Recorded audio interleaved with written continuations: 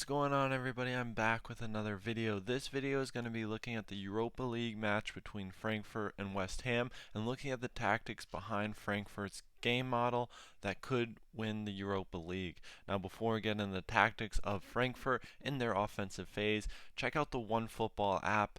It's the app I use to stay up to date with all the biggest games, all the biggest leagues, and all my favorite teams all around the world. And especially in this part of the season, you want this app to keep you up to date with the biggest games and the latest news. It's a free app. It's the best app out there for all things football. And check out the link in the description below. It's completely free, and they've been supporting the channel. This is the last month for our partnership, so be sure to check out the app with the link in the description below. That's me on your screen using the app, showing you the features, so be sure to check that out. And while you're in the description, check out both my books and check out Keyframe. It's how I'm making this video. Now let's get right into the tactics behind the match. So we see West Ham going a 4-4-1 because of the use of 10 men when they did go down with a red card. Now for West Ham, it did make a big impact getting the man sent off, but tactically, Frankfurt will still try and implement the same concepts as they would against 11 players. So now for Frankfurt, we see them go with 3 more advanced players between the lines. This is a staple for them, occupying the half spaces and the central corridor, and having 3 central players between the lines, and having a striker who's able to drop deeper between the lines and not then stretch the defense in all instances, allows them to affect the midfield and the defensive line, making it very compact. From here, we then go with single width, with the wingbacks advancing because of the use of 3 central defenders. So with the use of 3 central defenders, the 3 defenders are then given flexibility because of the 2 holding midfielders. So by having the support of 2 holding midfielders and by controlling outlets, if they should transition and lose the ball, they would have more security as well as more control when they would circulate possession. It will also give them 2 different passing angles in central areas to then try and progress via their more attacking midfield players. Now, a tendency from their back 3 is to favor this right hand side of build-up and have their right central defender move into a wider position and then being supported by their holding midfielders, still creating a lot of control in possession even with this asymmetric shape.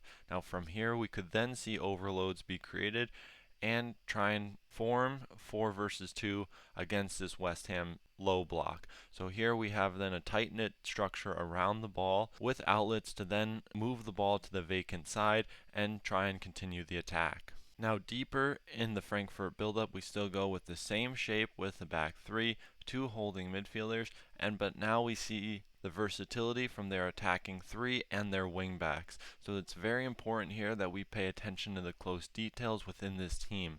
So now the 2 holding midfielders remain deeper, separating themselves from the more advanced midfielders to then increase these passing options and create this distance. Now this distance would then be used to try and separate the midfielders from the defenders. By having such a deep double pivot with a back 3, it commits a lot of players to build up, and West Ham will then have to decide whether they're going to sit deeper, as they did in this match, or be attracted to the press with their midfielders.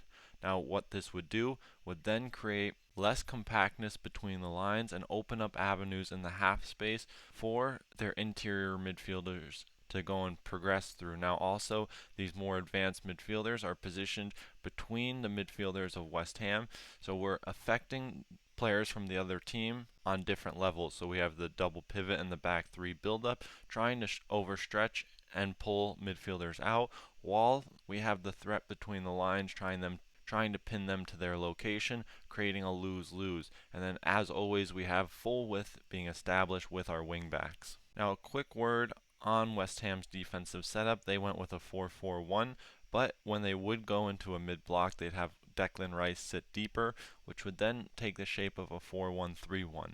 Now if they had 2 strikers, they might be able to close down the first and second line of build-up better, but the numerical advantage that Frankfurt had in their build-up because of their shape would still remain consistent, although it would make it a little bit more challenging for them. So now in the build-up, we see Frankfurt's back 3 going a little bit more symmetric shape, with the double pivot remaining a bit deeper and narrow, controlling the central corridor. But now again, the versatility is established in the last line of build-up for Frankfurt. So we have our three more offensive midfielders taking up positions of height, with the wingbacks then creating a 5 versus 4 against West Ham's back line. Now the wingbacks are then positioned in the blind spot and off the shoulder of the wide midfielders, allowing them to break and progress around the midfield line of West Ham. So by having their more offensive players, their striker and two offensive midfielders positioned higher, it creates then the pinning effect in a more horizontal manner. So by positioning with close proximity to the defensive line, forces these defenders to be more narrow and free up space in the wide area to then potentially create 2 versus 1, much like a Pep Guardiola Manchester City's would.